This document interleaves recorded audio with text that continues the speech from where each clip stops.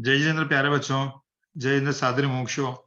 जय हिंद धर्म foundation course की इस संडे कक्षा में आप सभी का स्वागत है।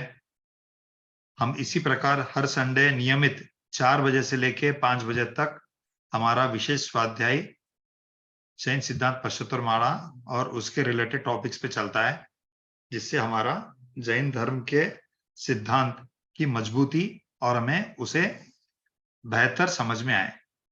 आज की स्पेशल क्लास है जो हमारे सोनगढ़ के माननीय वाचनकार श्री अतुल भाई कामदार और श्री नितिन भाई द्वारा लिया जाएगा। तो मैं आमंत्रण दूंगा पहले श्री नितिन भाई सेठ को कि वो आज की कक्षा की पहली शुरुआत करें। तत्पश्चात अतुल भाई कामदार लेंगे। मेरे ख्याल से नितिन भाई सेठ अभी तक ज्वाइन नहीं हुए दिख रहा है मुझे, तो मैं रिक्वेस्ट करूंगा अतुल भाई कि अतुल भाई आप अगर इसको शुरुआत कर सके तो। अतुल भाई, जय जितेंद्र अतुल भाई।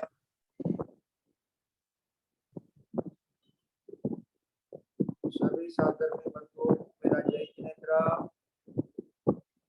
नमो लोए सौवधिकालवर्ती अज्ञानताणं, नमो लोए सौवधिकालवर्ती विज्ञानं, नमो लोए सौवधिकालवर्ती आयर्याणं, नमो लोए सौवधिकालवर्ती विज्ञानं, नमो लोए सौवधिकालवर्ती सामनं।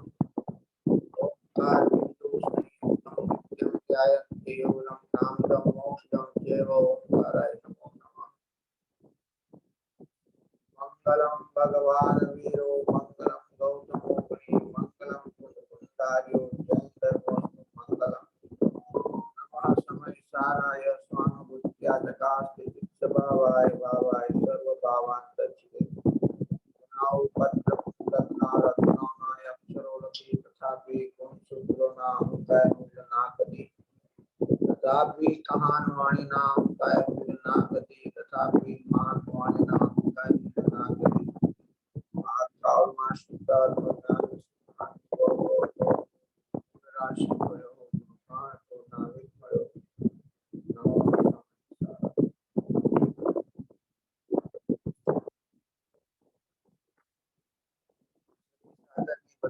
जय जितेंद्र। हमारा प्रति रविवार को अतुल भाई आपका आवाज थोड़ा धीमे से आ रहा है और हवा की बहुत आवाज आ रही है। कोई फैन या कुछ कूलर चल रहा है आपके आजू बाजू, तो थोड़ा उसको बंद कर दीजिए।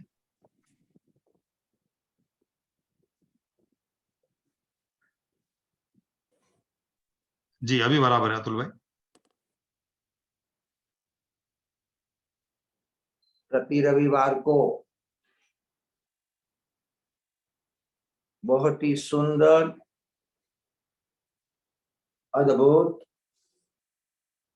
जैन धर्म का मौलिक सिद्धांतों का पठन हम कर रहे हैं, क्योंकि सिद्धांत में ऐसा कहा है, आचार्य देव ने ऐसा फरमाया है, गुरुदेव ने भी ये बात स्पष्ट की है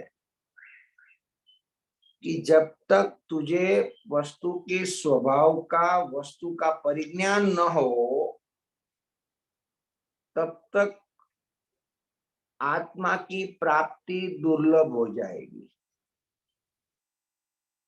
आत्मा का स्वरूप कैसा है, मेरा परमार्थ स्वरूप क्या है, मेरा द्रव्य स्वरूप, गुण स्वरूप और पर्याय स्वरूप से मैं कैसा हूं, ऐसा आखा यानी कि संपूर्ण द्रव्य का हमें परिचय हो,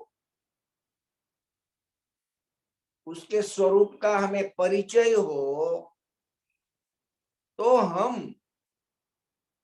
हेय और उपादेय यानी कि क्या ग्रहण करना और क्या छोड़ना, ये परमार्थ बात से हम परिचित होते हैं और अपने आत्मा के त्रिकाली शुद्ध स्वभाव का आश्रय करके सम्यक दर्शन प्रकट करके हम मोक्ष को प्राप्त होते हैं। तो मेरा स्वरूप कैसा है, द्रव्य से मैं कैसा हूं, गुण से मैं कैसा हूं, पर्याय से मैं कैसा हूं, पर्याय का स्वभाव कैसा है, ये सभी पहलुओं से हमें द्रव्य के स्वरूप को पहचानना होता है। पहले पहचानना होता है, पहचान के निर्णय करना होता है, निर्णय करके दृढ़ता करनी होती है, उसके साथ विश्वास और श्रद्धा भी रखनी होती है, और तत्पश्चात उपादेय स्वरूप में एकाग्रता करके सम्यक दर्शन प्रकट करने का हम फल प्राप्त कर सकते हैं। और इसीलिए हमने द्रव्य का जो मूल स्वरूप है, द्रव्य का मूल स्वरूप है, उसकी शुरुआत हमने विश्व किसे कहते हैं वहां से शुरू किया था। विश्व किसे कहते हैं वो हमने वहां से शुरू किया। द्रव्य जाति अपेक्षा से, संख्या अपेक्षा से उसका परिचय किया, गुण सामान्य विशेष उसका हमने स्वाध्याय किया। अभी हम पर्याय के ऊपर स्वाध्याय करते हैं। तो पर्याय का भी कितना कैसा स्वरूप है ये भी हमें समझना होगा, क्योंकि अनुभव पर्याय में होता है, सम्यक दर्शन पर्याय में व्यक्त होता है। तो पर्याय के स्वरूप को भी समझना होगा, क्योंकि अनादि से तो हम दुखी है और हम सुखी होना चाहते हैं। तो दुख दूर हो और सुख प्राप्त हो, ये भी कैसे, किस विधि से हो, ये भी हमें समझना होगा। और इसीलिए अभी हमारा तीसरा अधिकार चलता है, पर्याय अधिकार चलता है। तो सबसे पहले मैं बैठने वाले सभी इस ग्रुप में जुड़े हुए लोगों को एक प्रश्न करूंगा कि पर्याय किसे कहते हैं। जिसको आता है वो उसका प्रश्न का जवाब दे सकते हैं। पर्याय किसे कहते हैं? सभी, बड़े को भी जवाब देने का राइट है, बच्चों को भी अधिकार है, सभी को, क्योंकि यहाँ पर जो भी जुड़े हुए हैं वो सभी हम पाठशाला में बैठे हैं। तो पहला प्रश्न मेरा ये है कि पर्याय किसे कहते हैं? जिसी को भी इस सवाल का जवाब देना है आप हैंड रेस कर सकते हैं। ठीक है, हम आपको आपका माइक ओपन करते हैं। नागेंद्र कुमार जी, आपका माइक ओपन कर सकते हैं आप।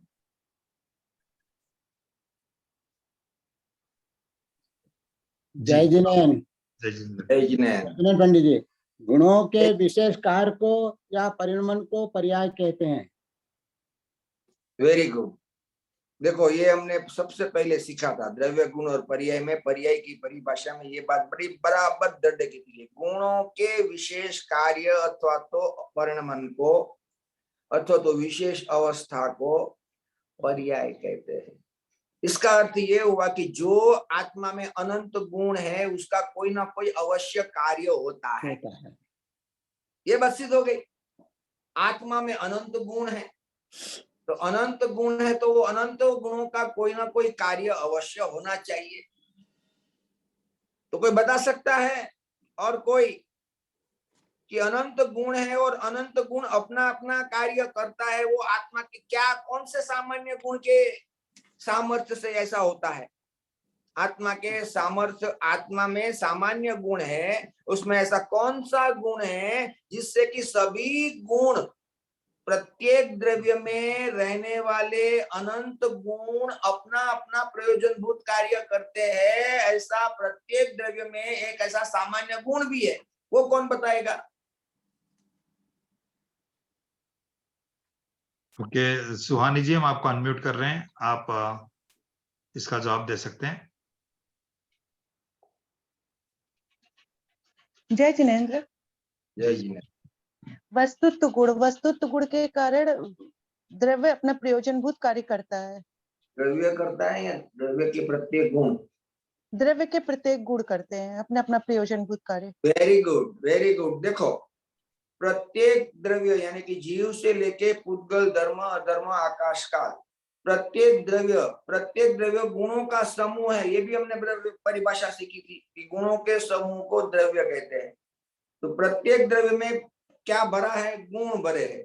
और गुण भरे तो कैसे भरे हैं? जैसे शक्कर में मिठास भरी हुई है, ऐसे अनंत अनंत अनंत अनंत गुण प्रत्येक द्रव्य में ठसोठस भरे हुए हैं। बराबर है। अब जब गुण है, गुणों के समूह को द्रव्य कहते हैं, ये बात हमने सीखी थी। तो प्रत्येक गुण कोई ना कोई कार्य अवश्य करता है जो कि पर्याय को सिद्ध करता है, मगर कोई ना कोई गुण अपना अपना जो प्रयोजनभूत कार्य है वो ही करते हैं। क्यों? क्योंकि उसमें एक सामान्य गुण वस्तुत्व नाम का है, जिसकी वजह से जो गुण का जो सामर्थ्य होता है वही कार्य को वो प्राप्त करता है। ध्यान से सुनना भैया। तो आत्मा में अनंत गुण है, अनंत गुण अपना अपना प्रयोजनभूत कार्य करते हैं, और अपना अपना प्रयोजनभूत कार्य जो है वो उसमें एक सामान्य गुण है, वस्तुत्व गुण। उसको उस शक्ति के कारण कोई गुण अपना कार्य को छोड़कर दूसरों का कार्य कर सकता नहीं है। ये ऐसी वस्तु की स्वरूप की रचना है। ज्ञान जानने का काम करता है, तो वो जानने के सिवा कुछ नहीं कर सकता। तो प्रत्येक द्रव्य में विद्यमान अनंत गुण अपना अपना प्रयोजनभूत कार्य करते हैं, और अपना कार्य छोड़कर दूसरों का कार्य बिल्कुल नहीं कर सकते। तो ऐसा भी एक आत्मा में गुण है सामान्य, वो कौन बताएगा?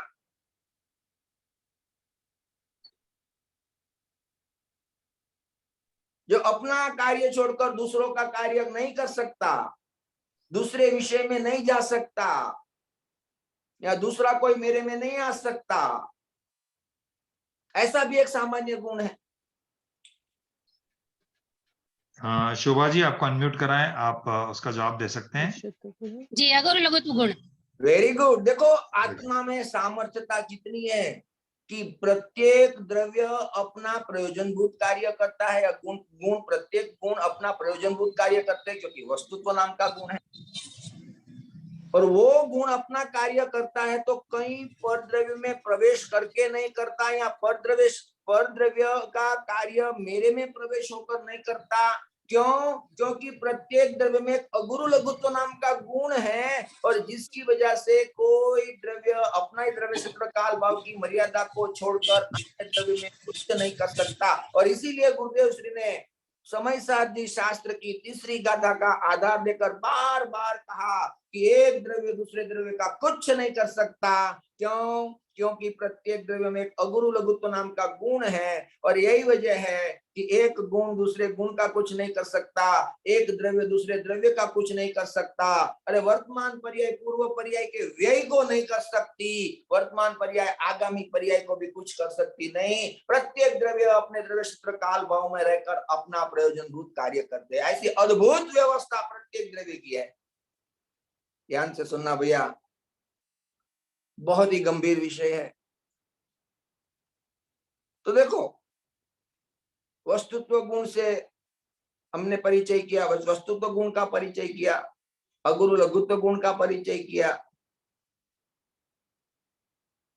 और प्रत्येक द्रव्य में जो गुणों का कार्य है वो कार्य का काल भी एक समय का है, यानी कि प्रत्येक समय में पर्याय पलटती है, ऐसी की ऐसी रुकती या ठप नहीं हो जाती। क्यों? क्योंकि आत्मा में ऐसा भी एक सामान्य गुण है।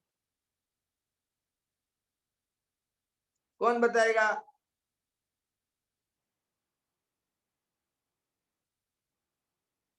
ऐसा भी एक सामान्य गुण है कि द्रव्य में विद्यमान अनंत गुण अपना प्रयोजनभूत कार्य करते हैं, अपने कार्य के सिवा और कुछ नहीं करते हैं, और वो जो कार्य की उत्पत्ति होती है उसका काल भी एक ही समय का होता है। प्रत्येक समय में वो कार्य पलटता है, भले ऐसा का ऐसा हो, मगर वैसा का वैसा नहीं रहता है, निरंतर बदलता है। क्यों? क्योंकि आत्मा में क्षय द्रव्य में ऐसा भी एक सामान्य गुण है।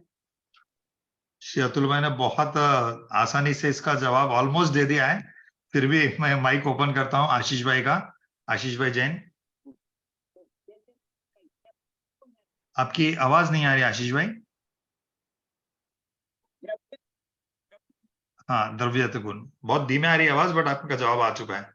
वेरी गुड, बहुत ही अच्छा। द्रव्यत्व नाम का गुण है। तो देखो, हमारा द्रव्य आत्म द्रव्य पराधीन नहीं है, परतंत्र नहीं है, स्वावलंबी है, निरालंबी है, स्वयं भू है। उसके द्रव्य को, उसके गुण को, उसकी पर्याय को अपने कार्य के लिए किसी और के साधन की राह देखनी पड़ती नहीं है। ध्यान से सुनना। तो वो जो कार्य हुआ, गुणों का जो विशेष कार्य हुआ, वो कार्य का काल एक समय का होता है, जिसे हम पर्याय कहते हैं। तो पर्याय को अभी हम समझ रहे हैं, क्योंकि पर्याय कैसे स्वभाव वाली है, क्योंकि उसका काल एक समय का है। द्रव्य त्रिकाल है तो पर्याय एक समय की है। द्रव्य ऐसा का ऐसा ध्रुव रहता है तो पर्याय में उत्पाद व्यय होता है। द्रव्य में अनंत गुण अक्रम से है तो पर्याय क्रम पूर्वक है। देखो, द्रव्य और पर्याय में भेद करते हैं, द्रव्य गुण और पर्याय में तफावत करते हैं। द्रव्य ऐसा का ऐसा ध्रुव है, गुण त्रिकाल है तो पर्याय का एक समय का काल है।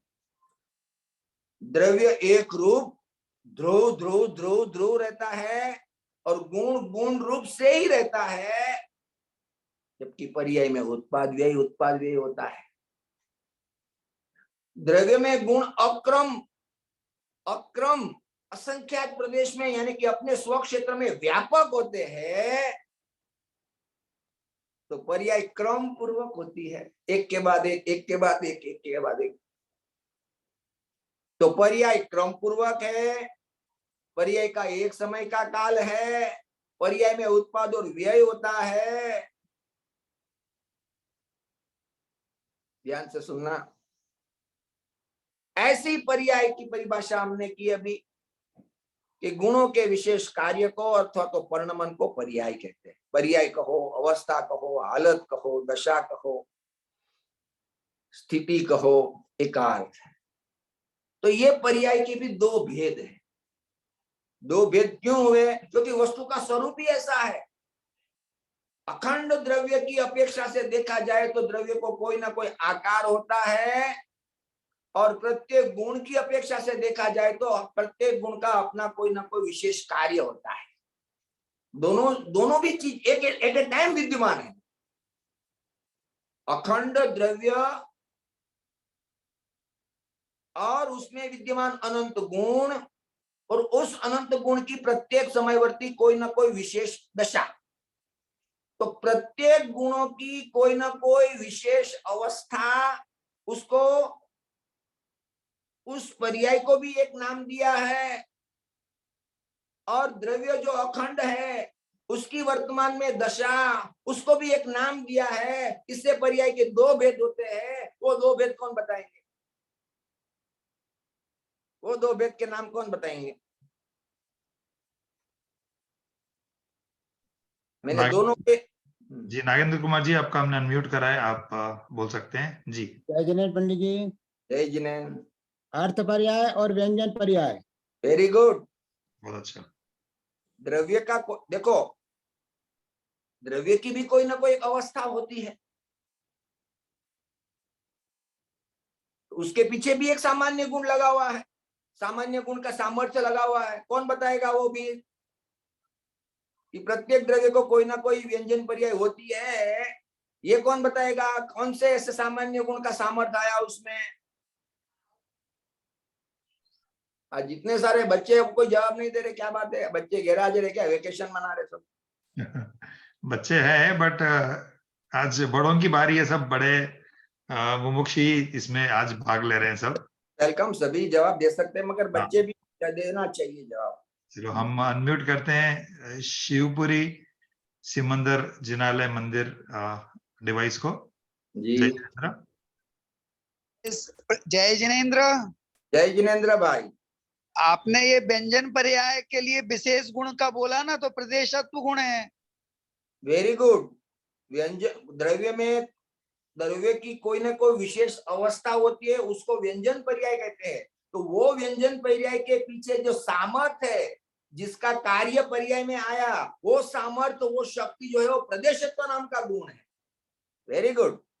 वो प्रदेशत्व नाम का गुण है जो प्रत्येक द्रव्य में सामान्य पाया जाता है, जिससे कि जीव का भी कोई ना कोई आकार होता है, पुद्गल का भी कोई ना कोई आकार होता है, परमाणु का भी आकार होता है, धर्म अधर्म आकाश और काल सबका कोई ना कोई आकार होता है।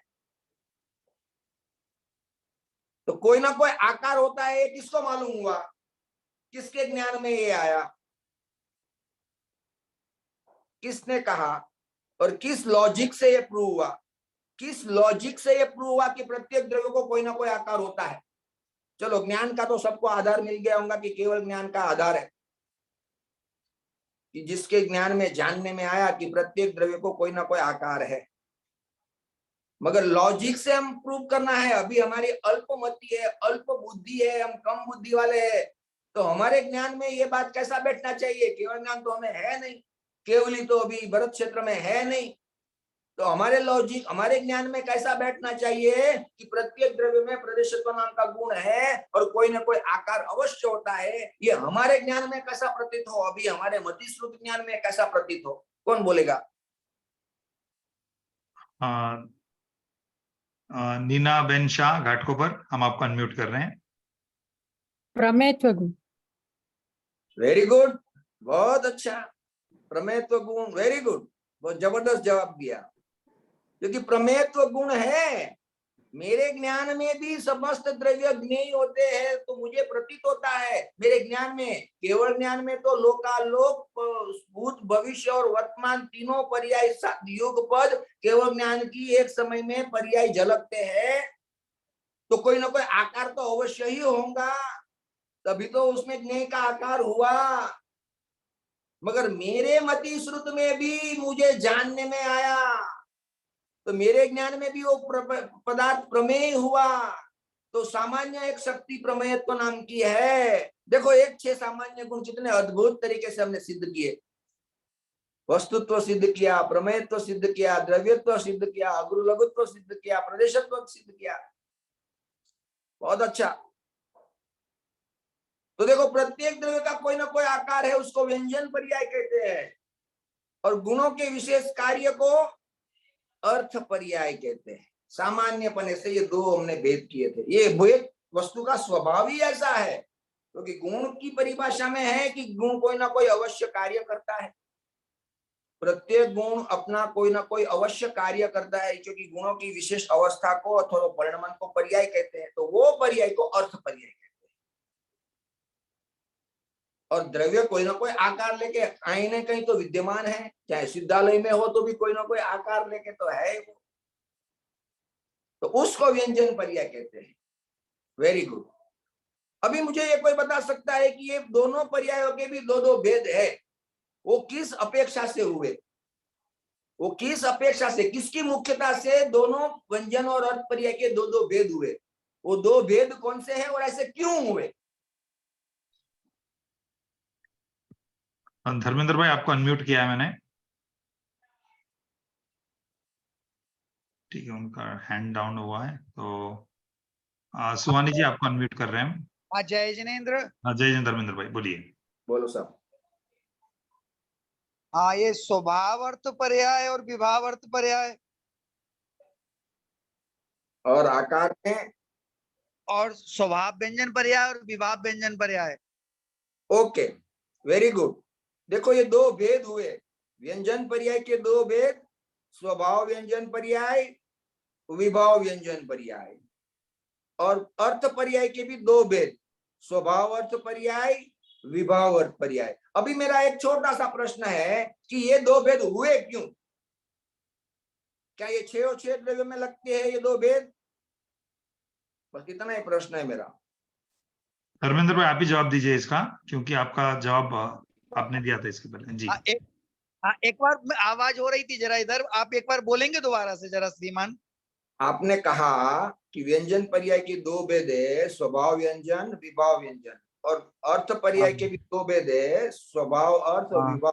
ये बात तो बराबर है, पर्याय के दो भेद है और एक पर्याय के दो भेद है, ये बात तो सही है। अभी मेरा प्रश्न है, ये दो भेद क्या सभी द्रव्य में लगते हैं या कोई खास द्रव्य में लगते हैं, और लगते हैं तो क्यों लगते हैं? हाँ, बराबर बात है। ये केवल जीव और पुद्गल में लगेंगे और 4 द्रव्यों में नहीं लगेंगे, धर्म धर्म आकाश काल में। क्यों? Very good. नहीं लगेंगे। अब क्यों के लिए? जीव का जो मतिश्रुत ज्ञान रूप परिणमन है या रागद्वेष रूप परिणमन है, रागद्वेष रूप परिणमन है, वो विभाव अर्थ पर्याय है। यस। हाँ, और केवल ज्ञान है वो स्वभाव अर्थ पर्याय है। Very good. हाँ, और ये नर नारकादि पर्याय है तो वो विभाव व्यंजन पर्याय है, और जो सिद्ध सिद्ध भगवान का जो 14 गुण स्थान से अतीत जो वो स्वभाव व्यंजन पर्याय है। वेरी गुड, बहुत अच्छा जवाब दिया है धर्मेंद्र भाई ने। शिवपुरी में बैठे हैं इस वक्त, और शायद बहुत सारे मुमुक्षु एक ही जूम में ज्वाइन हुए हैं। उनके मंदिर में ही ये लोग बैठते हैं, अपने घर में छोड़कर दोपहर में मंदिर में जाते हैं। ये खास कर मेरे ख्याल से ये एक ही ऐसा मंडल है जो पूरा का पूरा मंडल मंदिर में जाके बैठता है। वेरी गुड, बहुत अच्छी बात है।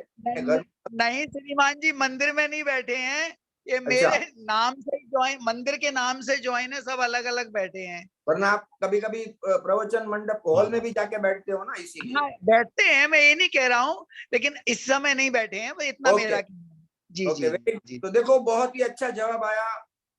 जितने भी लोग इस वक्त ज्वाइन हुए हैं, ये बहुत ही अच्छा जवाब दिया, क्योंकि 6 द्रव्य में जी और पुद्गल 2 ही ऐसे द्रव्य है जिसमें वैभाविक नाम का एक अनादि अनंत गुण है। ध्यान से सुनना भैया, बच्चे लोग खास सुनना। बच्चे खामोश बैठे हैं, समझ में नहीं आ रहा मुझे कुछ भी। बहुत अच्छी बात है कि ऐसा तो नहीं लगता है नहीं कि बच्चों के हाई लेवल चले जा रहे हैं।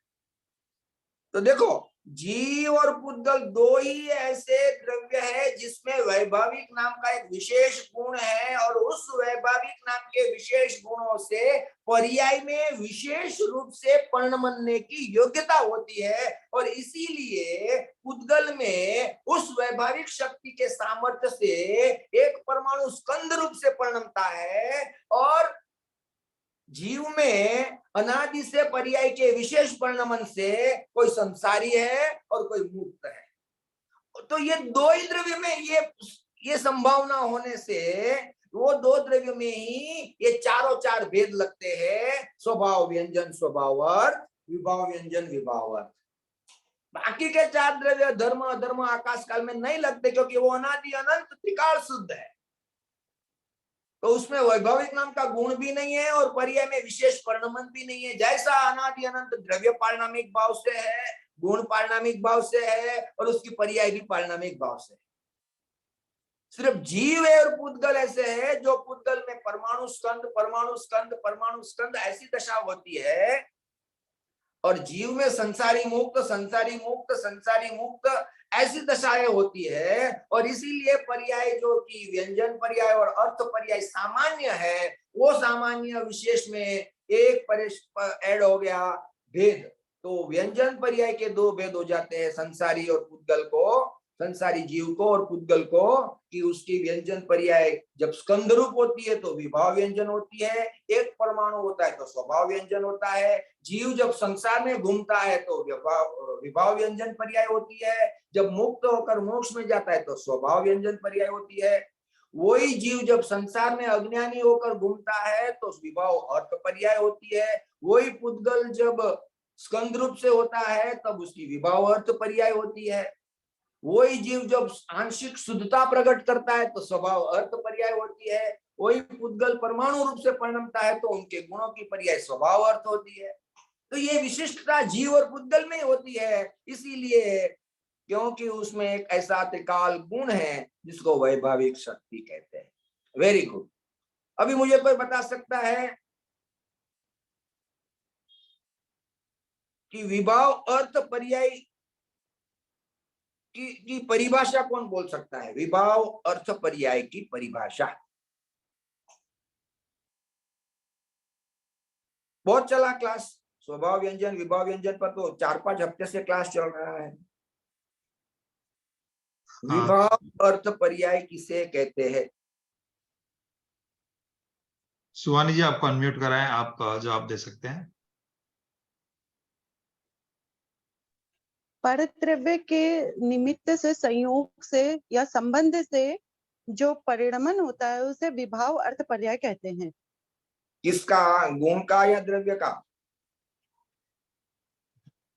द्रव्य का। तो उसको तो व्यंजन कहेंगे। यहाँ पे अर्थ की बात चल रही है, विभाव अर्थ पर्याय। विभाव, आप जवाब तो आपका काफी करीब करीब आ गया है, थोड़ा स्पष्ट और कीजिए।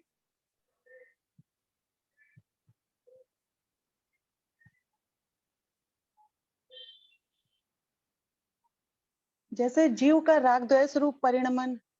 ये तो बात बराबर है, मगर जीव के परिणामों में विभाव अर्थ जो विशेषण लगा, उसके पीछे की वजह पर निमित्त के संबंध, निमित्त से, देखो पर से नहीं, ये बात एक एक शब्द गौर करना, पर निमित्त के संबंध से, पर से नहीं। आत्मा विकारी या निर्विकारी रूप जब परिणमता है तो पर निमित्त का सद्भाव और अभाव होता है, पर से आत्मा कभी दुखी होता नहीं। ध्यान से सुनना, गंभीर विषय है, कहीं गलत गलत अर्थ नहीं निकाल लेना। पर निमित्त से, ये शब्द अगत्य का है, पर से नहीं। आत्मा संसार में घूमता है वो पर द्रव्य के वजह से नहीं, अपने अज्ञान की वजह से, उसमें पर द्रव्य निमित्त है। तो पर द्रव्य के निमित्त से होने वाला आत्मा के गुणों की विशेष अवस्था को विभाव अर्थ पर्याय कहते हैं। और पर निमित्त के बगैर, पर निमित्त के संबंध से रहित आत्मा के गुणों की विशेष अवस्था को स्वभाव अर्थ कहते हैं। यही डेफिनेशन आकार में भी लगता है। जब पर निमित्त का संबंध हो, जैसे शरीर का, तब तक विभाव व्यंजन पर्याय, भले अर्यंत पद दशा हो, भले अर्यंत पद हो, मगर शरीर हो, पर निमित्त के संबंध से आत्मा का आकार अगर हो, चाहे मनुष्य हो, देव हो, तिर्यंश हो, नारक हो, तब तक वो विभाव व्यंजन पर्याय है। और जब पर निमित्त का संबंध छूट जाता है और अपने ही आत्मा के असंख्यात प्रदेश, एक रूप, एक ध्रुव आकार, त्रिकाल, कायम टिकने वाला ऐसा कोई विशेष आकार जो कि पर निमित्त के संबंध के बगैर का हो, जैसे सिद्ध भगवान, उसको स्वभाव व्यंजन कर पर्याय कहते हैं। तो ये बात कहाँ समझना जीव और पुद्गल में, जब तक पर द्रव्य की अपेक्षा आती है तब तक विभाव, ये जरा लॉजिकली आप अपने दिमाग में बिठा लेना।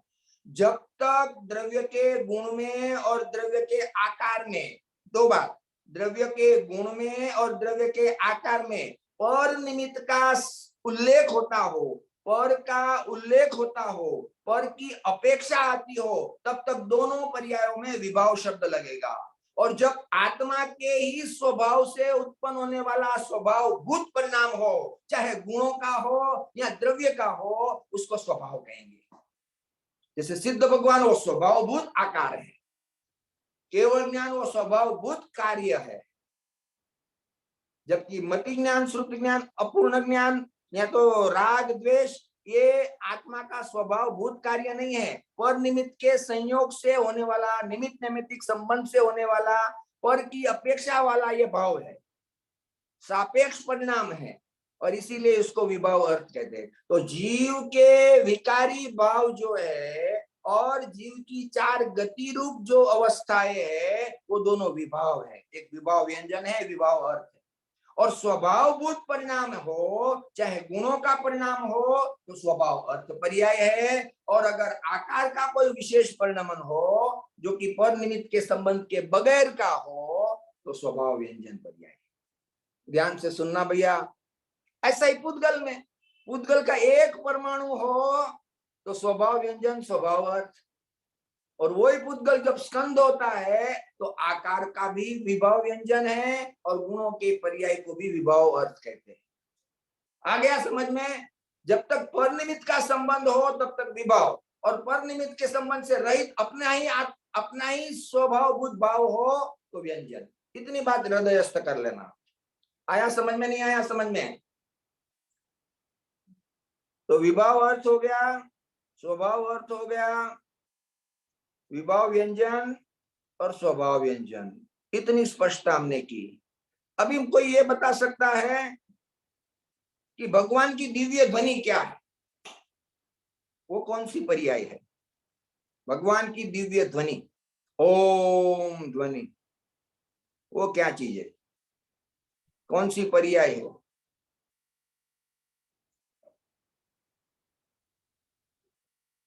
शोभा जी आपको अनम्यूट किया है, आप जवाब दे सकते हैं। विभाव अर्थ पर्याय है।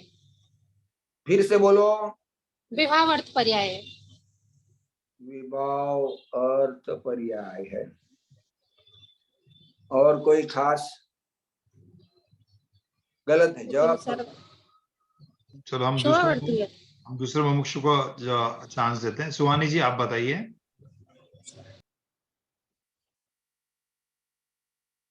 सुहानी जी आपको अनम्यूट किया है। भाषा दिव्य वर्गड़ा। प्रश्न इतना समझ लो पहले ध्यान से। दिव्य ध्वनि पहले तो क्या है, वो जीव है या पुद्गल है, पहले ये नक्की करो। पुद्गल की भाषा वर्गड़ा की पर्याय है। वेरी गुड, चलो यहाँ तक तो आपका जवाब परफेक्ट है कि पुद्गल द्रव्य भाषा वर्गणा और उसकी पर्याय। तो अब वो पर्याय कौन सी है? 4 प्रकार की पर्याय आपके सामने मैंने भी बताई, स्वभाव, विभाव, व्यंजन, स्वभाव, विभाव और। अब ये कौन सी पर्याय लेंगे? आपने इतना तो परफेक्ट कह दिया, पुद्गल द्रव्य की भाषा वर्गणा पर्याय है। अब ये पर्याय को आप नाम तो देना पड़ेगा ना, कौन सा नाम देंगे?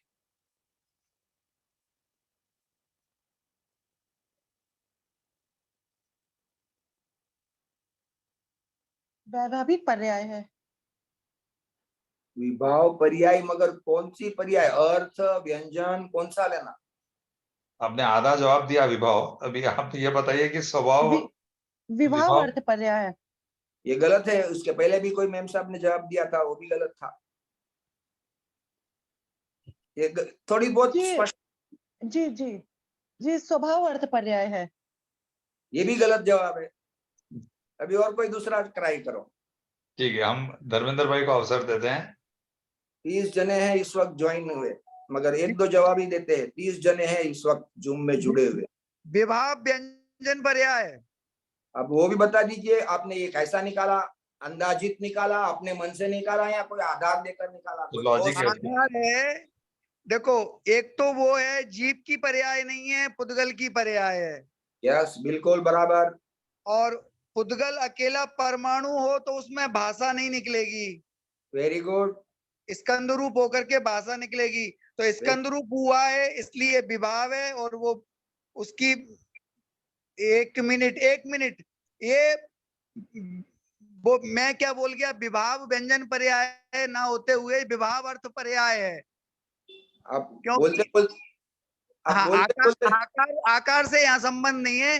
ये शब्द रूप परिणमन है, विभाव रूप, इसलिए विभाव अर्थ पर्याय है। बिल्कुल गलत भाव है। अब बहुत पहुंचने के बाद एंड टाइम पर पलट गए। चलो आगे बढ़ो, और कोई दूसरा। चलो और कोई मुमुक्षु जिसे इसके बारे में, क्योंकि काफी जवाब आए हैं, अतुल भाई स्पष्टता भी देंगे कि क्या लॉजिक है इसके पीछे। बट और कोई मुमुक्षु को ट्राई करना है तो हैंड रेस कर सकते हैं।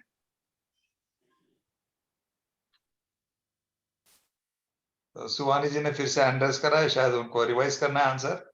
हम उनको ओपन करते हैं। सुहानी जी बताइए अभी आप, आपका आंसर। विभाव व्यंजन पर्याय है। वो तो अब बोल दिया इतना, वो अविभाव अर्थ नहीं है तो विभाव व्यंजन तो आएगा। मगर आप ये बताइए कि आपने ये कैसा निकाला? लॉजिक बताइए उसके पीछे। जी, क्योंकि ये पुद्गल द्रव्य के, जब पुद्गल द्रव्य एक स्कंद रूप रहता है, ये भाषा जो है भाषा जो है 2 परमाणु मिलकर तो भाषा वर्गड़ा के रूप में परिणमित हुई है। हाँ, तो परिणाम तो विभाव हुआ। मगर आप वो विभाव कौन सा लेना, अर्थ लेना या व्यंजन लेना? वहीं पर तो सब मुश्किल खड़ी हुई है। जी, विभाव व्यंजन लेना है। विभाव व्यंजन पर्याय। वही आप बताइए क्यों विभाव व्यंजन लेना? अभी धर्मेंद्र भाई विभाव अर्थ बोल रहे थे, अब वही बताना है। क्योंकि ये दो परमाणु मिलकर, जैसे भाषा वर्गड़ा की जो परमाणु है वो मिलकर तो भाषा वर्गड़ा के रूप में परिणमित हुई है, कोई अकेले नहीं है। तक सब ठीक है आपकी बात। अभी व्यंजन और अर्थ लेना, उतना ही बोलो। विभाव व्यंजन लेना या विभाव अर्थ लेना? अगर विभाव व्यंजन पर्याय, क्योंकि विभाव अर्थ पर्याय तो जो है। हाँ, वही बताओ आप, क्यों विभाव अर्थ क्यों नहीं? वहीं पर तो गड़बड़ है। विभाव अर्थ क्यों नहीं? ठीक है, चलो विभाव व्यंजन मान लेता हूँ। क्योंकि विभाव अर्थ पर्याय तो जो है सिद्ध भगवान की होती है। सिद्ध भगवान को स्वभाव अर्थ पर्याय होती है। विभाव कैसे होती है उनको? ठीक है, हम और एक मुमुक्षु को चांस देते हैं। उन्होंने हैंड रेस करा है, सुनीता जी जैन। शायद इनके पास कोई अलग अपेक्षा होगी। जय जिनेन। जय जिनेन। शब्दों की आकृति होती है इसलिए विभाव व्यंजन बोला है। हम अगर अभी आप थोड़ा और स्पष्ट कीजिए, आकृति होती है शब्द, उद्गल में शब्द है, गुण है, पर्याय है। अक्षरों की आकृति होती है इसलिए विभाव व्यंजन पर्याय बोलेंगे। तो अर्थ नहीं कहेंगे उसको। अतुल भाई का प्रश्न है कि उसका अर्थ क्यों नहीं बोला है और व्यंजन में क्यों ले रहे हो, अर्थ में क्यों नहीं ले रहे हो, फर्क क्या है दोनों में? अक्षरों का आकार होता है इसलिए। आकार होता है, मगर उद्गल को विभव अर्थ क्यों नहीं कहते उस भाषा को?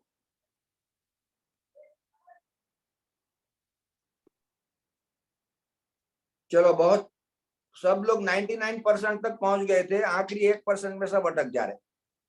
तो सबसे पहला मैं आपको स्पष्ट कर दूं कि उद्गल परमाणु में जैसे स्पर्श होता है, रस होता है, गंध होता है, वर्ण होता है, ऐसा शब्द नाम का कोई गुण ही नहीं है। और जब शब्द नाम का कोई गुण ही नहीं है तो अर्थ पर्याय का तो कोई उल्लेख ही नहीं होता है। स्वभाव विभाव की तो दूर की बात है।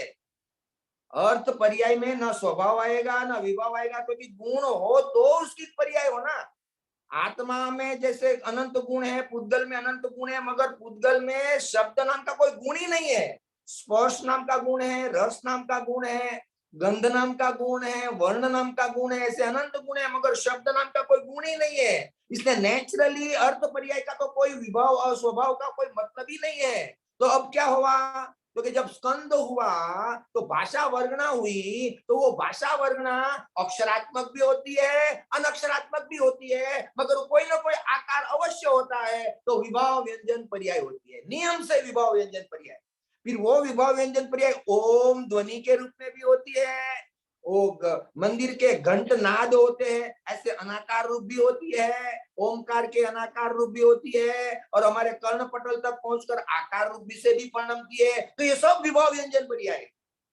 तो भगवान की दिव्य ध्वनि, पुद्गल, द्रव्य, भाषा वर्गना पर्याय, और वो भी पर्याय विभाव व्यंजन पर्याय।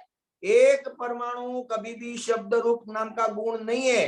तो वो जब स्कंद होता है तब भाषा वर्णा की पर्याय होती है, और वो भाषा वर्णा की पर्याय अक्षरात्मक और अनक्षरात्मक, ये दो तरह की पर्याय होती है। वो दोनों को विभाव व्यंजन कहते हैं। जैसे बादल टकराते हैं और ध्वनि उत्पन्न होती है, वो अनक्षरात्मक है। ओम वो भी अनक्षरात्मक है, मगर हमारे कर्ण पटल तक आता है तो अक्षरात्मक हो जाता है। क ख ग ग ग ये अक्षरात्मक है, जबकि प्राणियों का जो आवाज होता है ना, जू जू जू जू, ऐसे ये सब अनक्षरात्मक है। छोटे छोटे कीड़े मकोड़े जो मच्छर आवाज करता है ना, ये अनक्षरात्मक है। बिजली का कड़कड़ाना, बादलों का कड़कड़ाना, मंदिर के घंट का आवाज, ये सब अनक्षरात्मक है। तो ये पुद्गल द्रव्य की पर्याय है, भाषा वर्णना की पर्याय है, मगर दोनों भी विभाव व्यंजन पर्याय है। एक में आकार है, एक में आकार नहीं है, मगर दोनों विभाव व्यंजन पर्याय। तो दिव्य ध्वनि भी पुद्गल द्रव्य, भाषा वर्णना उसकी अवस्था, और वो विभाव व्यंजन पर्याय है। क्योंकि अर्थ यानी कि गुण तो है ही नहीं, इसलिए अर्थ स्वभाव विभाव का तो कोई प्रश्न ही उत्पन्न नहीं होता।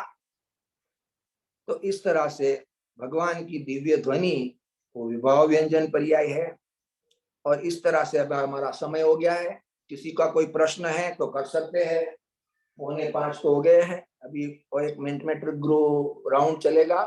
अभी और किसी का कोई प्रश्न है तो करो, वरना फिर मैं अपना एडमिन को फॉरवर्ड करता हूँ। किसी का कोई प्रश्न हो ये रिलेटेड, धर्मेंद्र भाई का हैंड रेज है तो उनको अनम्यूट करके पूछते हैं अगर उनका कोई प्रश्न है तो। पर्याय रिलेटेड धर्मेंद्र भाई। हेलो जय जिनेन्द्र। हाँ जय जिनेन्द्र जी।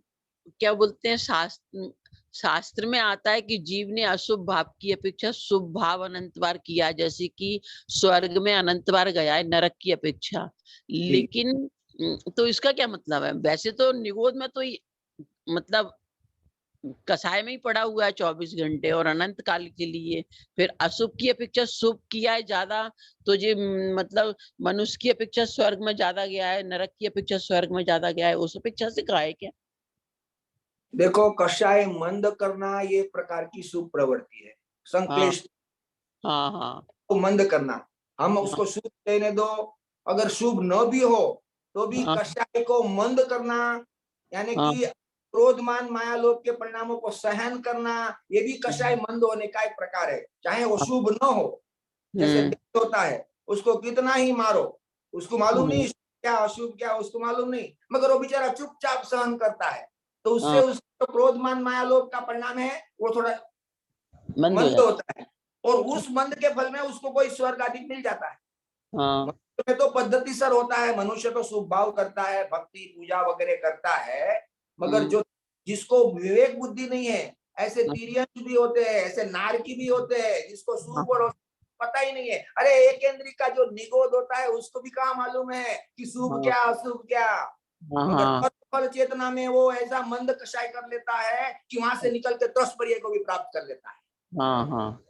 तो इससे शुभ की तारतम्यता वाले जीव अधिक होते हैं। खाली शुभ करना ही ऐसी मुख्यता नहीं है, कषाय मंद होने के कई प्रकार है, सहन करना वो भी तारतम्यता वाले जीव अधिक हैं। शुभ की तारतम्यता वाले जीव अधिक हैं, अधिक होते हो सकते हैं। खाली शुभ यानी कि भक्ति पूजा करो उतना ही शुभ की परिभाषा नहीं है, कषाय मंद होने के कई कारण है।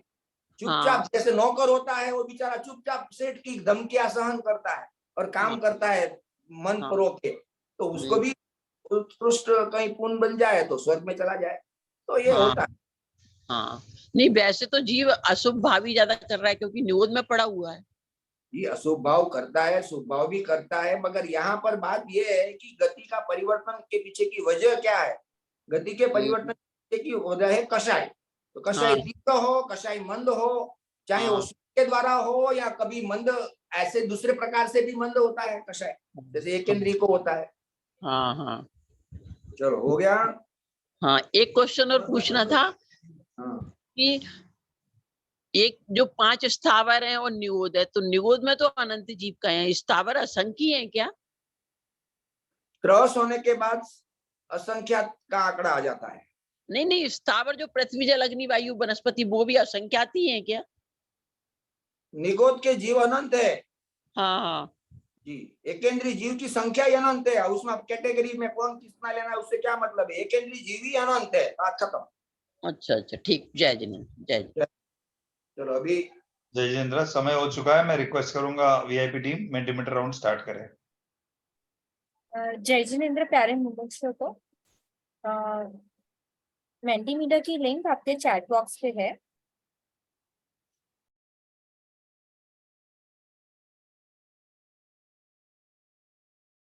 और आप सभी ये पेज पे लैंड करेंगे लिंक को क्लिक करके।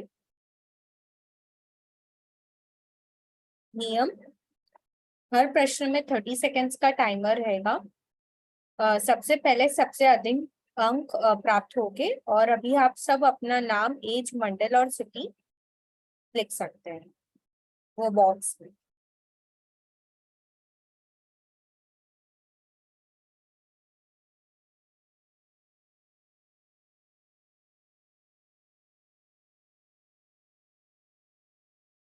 आपके चैट में वो लिंक है, आपको सिर्फ लिंक पे क्लिक करके एक बॉक्स आएगा, उसमें अपना नाम, एज, मंडल एंड सिटी लिखना है।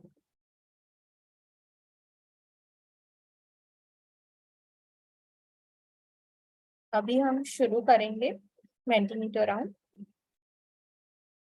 और पहला प्रश्न आपके स्क्रीन पे, और प्रश्न है द्रव्य गुण पर्याय में से किसका क्षेत्र बड़ा है?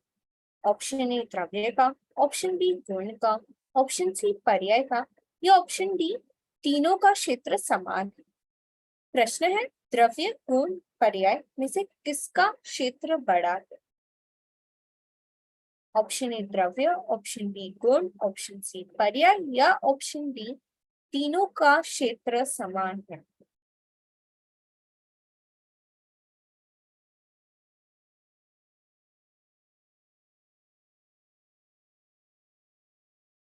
बारह लोग ने सही उत्तर दिया है, और सही उत्तर है ऑप्शन डी, तीनों का क्षेत्र समान है। द्रव्य गुण पर्याय तीनों का क्षेत्र समान है। So option D is the correct answer. अभी प्रश्न नंबर 2 आपके स्क्रीन पे, और प्रश्न है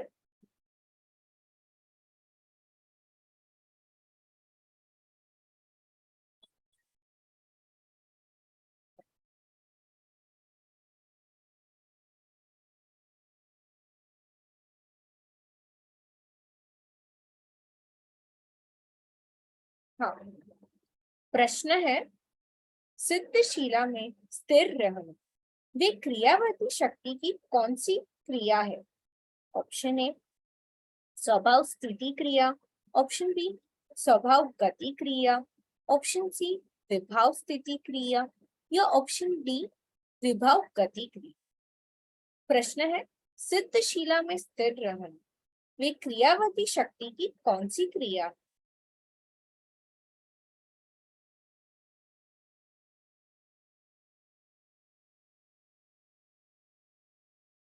सभी लोग ने 11 लोग ने सही उत्तर दिया है और उत्तर है ऑप्शन ए स्वभाव स्थिति क्रिया। ऑप्शन ए स्वभाव स्थिति क्रिया सही उत्तर है। अभी प्रश्न नंबर 3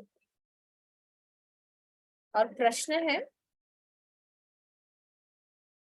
सांसारिक कार्यों करने की इच्छा होती है परंतु स्वाध्याय करने की इच्छा नहीं होती, क्योंकि ऑप्शन ए शास्त्रों के शब्द कठिन होने से, ऑप्शन बी क्योंकि रुचि कम होने से, ऑप्शन सी समय नहीं होने से या ऑप्शन डी बिल्कुल भी रुचि नहीं है। सांसारिक कार्यों करने की इच्छा होती है परंतु स्वाध्याय करने की इच्छा क्यों नहीं होती?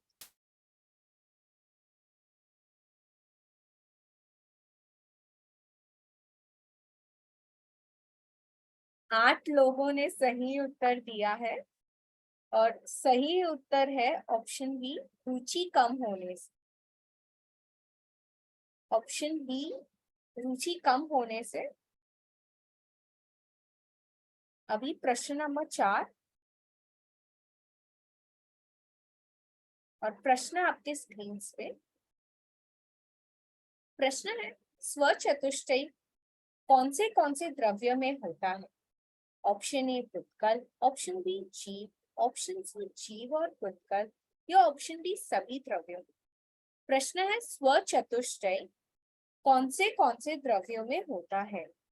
ऑप्शन ए पुत्कल, ऑप्शन बी जीव, ऑप्शन सी जीव और पुत्कल या सभी द्रव्यों। सभी ने वोट कर दिया है।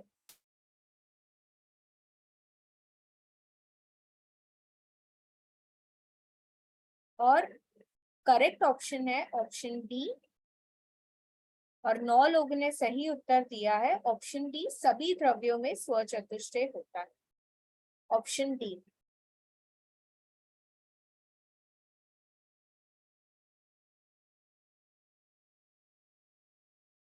अभी प्रश्न नंबर 5 आपके स्क्रीन पे।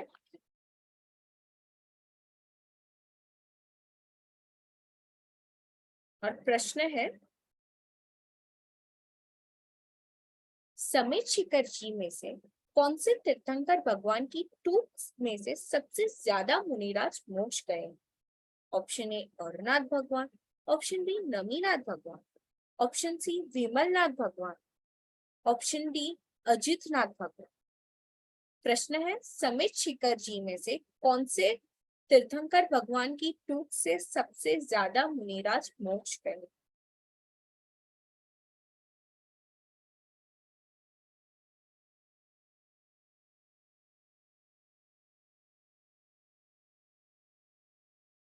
सही उत्तर है ऑप्शन बी नमीनाथ भगवान। ऑप्शन बी नमीनाथ भगवान सही उत्तर है।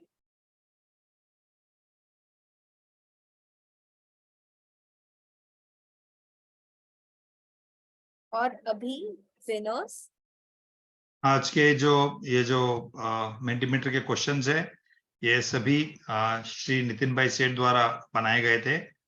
मैं उनको रिक्वेस्ट भी करूंगा कि एक बार वो कुछ स्पष्टीकरण करना है तो वो 2 मिनट समय लेके स्पष्टीकरण कर सकते हैं आज के मेंटीमीटर प्रश्न के ऊपर।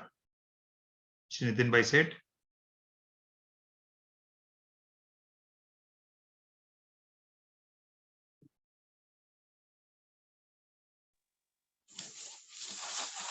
जय जिनेन्द्र। जय जिनेन्द्र। तो थोड़ा सा 2 मिनट नेट कनेक्शन चला गया था, इसलिए थोड़ा लेट हो वही गया। आप हमें दिखे नहीं, इसलिए फिर हमने अतुल भाई को रिक्वेस्ट करी कि वो क्लास शुरू करें। नहीं, कोई बात नहीं। अतुल भाई ने बहुत अच्छा लिया आज पर्याय के बारे में। जो प्रश्न है उसमें पहला प्रश्न जो आया, द्रव्य गुण पर्याय में कौन से क्षेत्र बड़ा है? तो तीनों का क्षेत्र एक ही होता है। वास्तव में द्रव्य गुण पर्याय कोई अलग अलग वस्तु नहीं है, वो समझने के लिए हम अलग अलग कहते हैं, लेकिन द्रव्य गुण पर्याय एक ही वस्तु है। वस्तु एक ही है तो उसका प्रदेश भी एक ही है, एक ही प्रदेश होने से समान प्रदेश है। दूसरा प्रश्न है, स्व चतुष्टय क्या क्या द्रव्य में होते हैं, कौन से द्रव्य में होते हैं? तो ये 6 द्रव्य में होते हैं। दरेक द्रव्य का अपना द्रव्य क्षेत्र का भाव और दरेक 6 द्रव्य में अपना अपना होता है। तीसरा, हमें सांसारिक कार्यों के में करने में रुचि होती है, उसके प्रति हमारी आनंद आता है, उसमें अच्छा लगता है, लेकिन स्वाध्याय करने की रुचि नहीं होती है। उसका कारण रुचि की कमी है।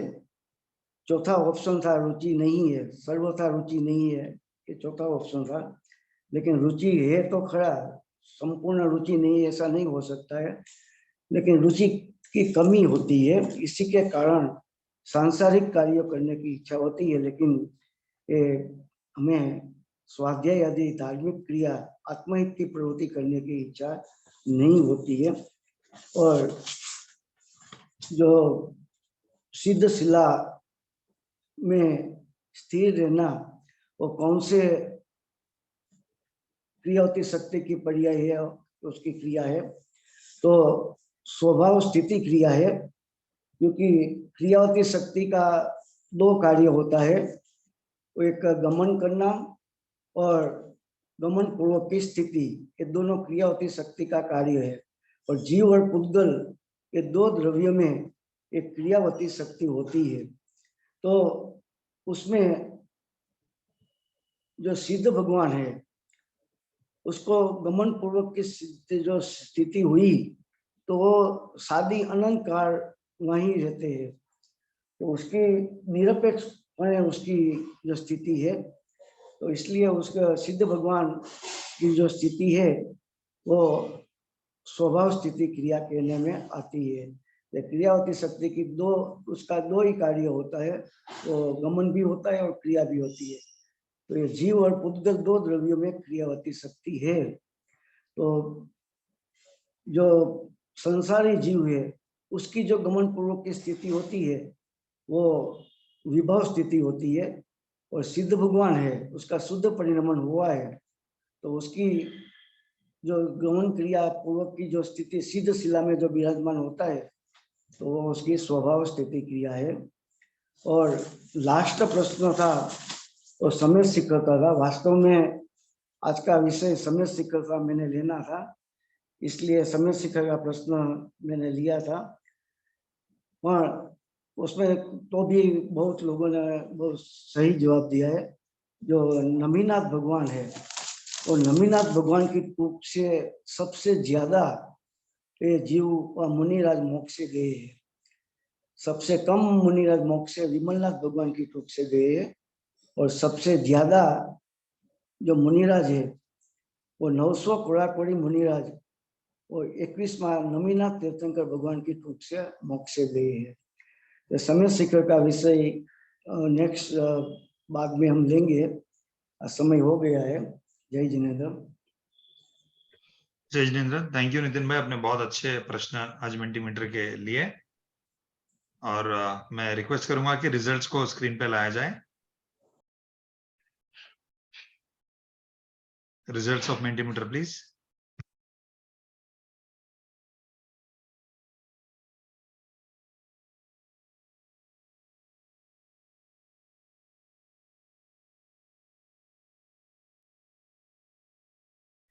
आज बच्चे कम, बड़े लोगों ने ज्यादा जवाब दिया, तो हम आज उन्हीं के नाम डाल देते हैं।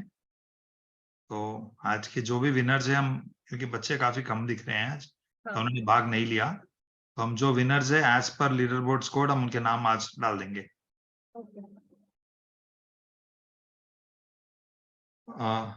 नितिन भाई जयकारा एक बार ले लेंगे, जयकारा से हम एंड करेंगे आज का सेशन को। सिमंदरनाथ आदि विश्व विहरमान जिनेन्द्र भगवान नो जय हो। महावीर स्वामी आदि 2400 जिनेन्द्र भगवान नो जय हो। त्रिकालवर्ती देवशास्त्र गुरु भगवान नो जय हो। पंच परमेष्टि भगवान नो जय हो। परम वितराग घिनवाणी मात नो जय हो। कुंकुल आचार्य देवादि सर्व भावलिंगी मुनिराज भगवान नो जय हो। परम तारणहार कहान गुरुदेव नो जय हो। धन्य अवतार प्रसन्न मूर्ति भगवती मात नो जय हो। वितराग दिगंबर जैन धर्म नो जय हो। जय जिनेन्द्र। जय जिनेन्द्र। जैन धर्म फाउंडेशन टीम के सभी टीचर्स और वाचनकार की तरफ से सभी प्यारे बच्चों और सभी मुमुक्षु को जय जिनेन्द्र। हम आपसे मिलेंगे फ्राइडे हमारी रेगुलर पाठशाला, जो कि हमारे आगामी प्रतिष्ठा के ऊपर नियमित है, और संडे मिलते हैं जैन धर्म फाउंडेशन के। तब तक के लिए आप सभी को जय जिनेन्द्र।